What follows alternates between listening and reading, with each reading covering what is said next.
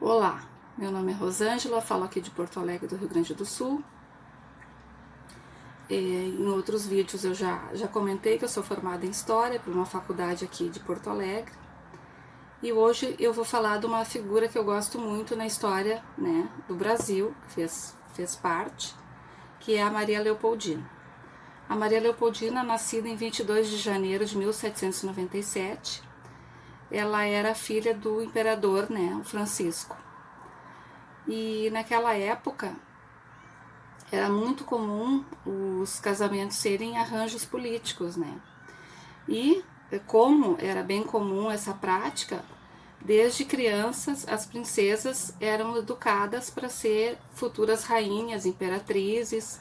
Elas eram educadas em vários idiomas, em etiqueta, né? Então elas eram preparadas mesmo para servir o Estado, para ter o maior número de filhos possível e também para ser uma futura rainha, né?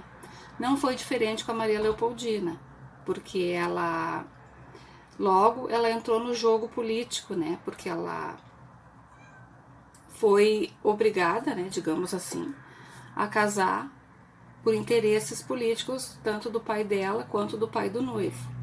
O noivo escolhido foi o Dom Pedro I, que todo mundo também conhece na história do Brasil, já foi tema de vários filmes, minisséries, novelas, enfim, teve até uma bem pouco tempo, né, que contou a história do Dom Pedro I. E esse acordo político foi feito porque os dois países queriam fugir da influência da Inglaterra. Naquela época, a Inglaterra era um país muito poderoso, né, como é hoje os Estados Unidos. Naquela época era a Inglaterra. Então, esses dois países, a Áustria e Portugal, se uniram, né? E a maneira como eles viam para se unir era através do casamento. Naquela época também era muito comum o casamento por procuração, né? Então, quando a Leopoldina casou com Dom Pedro, ele não estava lá, né? Eles casaram em Viena, mas quem representou o Dom Pedro foi o tio da Leopoldina, um irmão da mãe dela. E não tinha como o Dom Pedro sair daqui e ir até, né, a Áustria para casarem. Então, eles enviavam um político de confiança, esse político assinava lá os acordos do casamento, e o casamento era realizado lá na terra da noiva, né, no caso Viena. E quem representou esse papel foi o tio dela, né? Então, até aqui no livro do Laurentino Gomes, esse livro aqui é o 1822, tá? Aqui ele conta bastante sobre o casamento, como é que foi lá em Viena, o casamento da Leopoldina por procuração. E aqui na página 130, para quem tem o livro, aliás, na página 131, ele narra aqui a grandiosidade que foi o casamento desses dois lá em Viena. Então, no dia 1º de junho de 1817, que foi o ano que eles casaram, né, houve um baile para 2.000 pessoas em salões especialmente construídos no jardim do Augarten de Viena. Estavam presentes a família imperial austríaca, o corpo diplomático e toda a nobreza. A dança começou às 8 horas. Às 11 foi servida a ceia de 40 talheres. Não sei como é que eles iam usar 40 talheres, né, mas enfim. O imperador e a família foram servidos em baixela de ouro e os demais em baixela de prata. Custo 1,5 milhão de francos. Aí eu fiz uma conversão aqui no Google, né? Quanto é que daria 1,5 milhão de francos em reais hoje em dia, né? Ali ele deu a conversão mais de 5 milhões de reais. Então o casamento da Leopoldina e do Dom Pedro, sem o Dom Pedro estar presente, foi ao custo de mais de 5 milhões de reais. Né? Então foi grandioso mesmo. Então, depois de casada por procuração em Viena, ela parte para o Brasil, né, para finalmente conhecer pessoalmente o marido, né, agora marido dela. E essa viagem ela levou 5 meses, 5 meses para ela chegar no Brasil, né? E aí logo que ela chega, ela se encanta pelo país, pelo Rio de Janeiro, se encanta pelo Dom Pedro, gosta muito dele, né? E em 1819 nasce a primeira filha do casal, a Maria da Glória.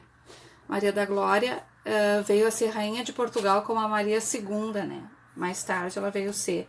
Mas aí é assunto para um outro vídeo. Tem toda uma história também por trás dessa futura rainha de Portugal.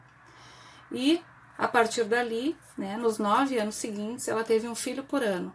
né, depois da Maria da Glória, em 1819. Aqui no livro também do Laurentino, diz que em 1820 teve o primeiro menino, mas natimorto, né? Em 1821, o segundo filho, o menino João Carlos, mas morto antes de 1 ano de idade. Em 1822, a Maria Januária, essa viveu bastante até 1901. Em 1823, a Paula Mariana, que morreu com 10 anos de idade. Em 1824, a Francisca, que também viveu bastante, né? Morreu em 1898. E, por fim, o último filho sobrevivente, que foi o Pedro de Alcântara, que viria a ser o Pedro II, né? O imperador do Brasil.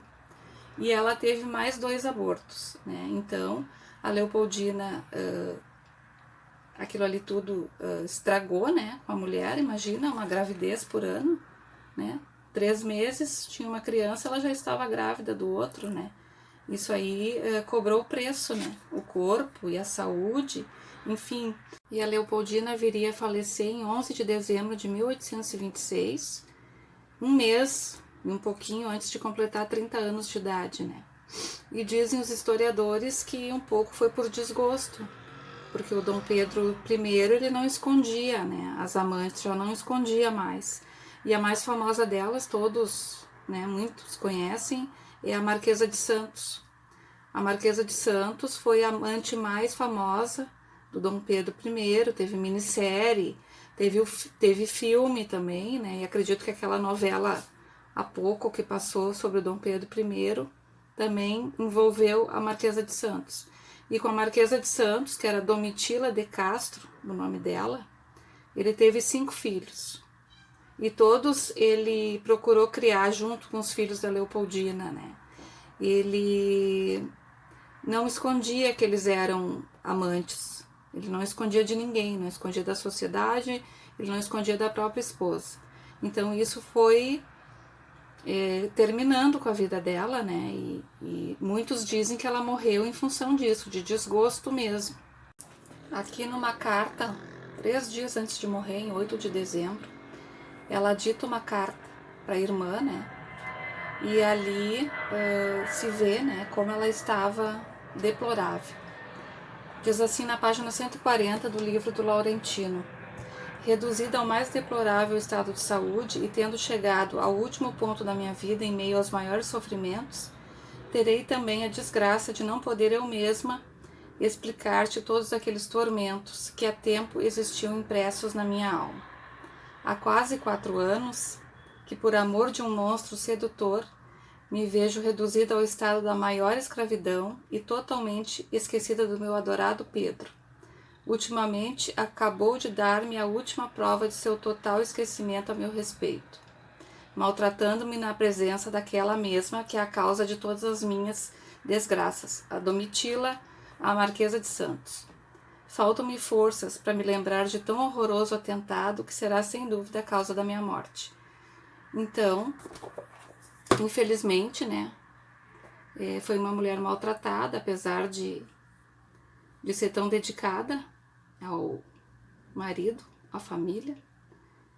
E aqui se vê que a vida de princesa não era aquele conto de fadas, né? Que a vida da princesa e agora imperatriz, ela sofreu bastante. E é isso, espero que vocês tenham gostado e até a próxima.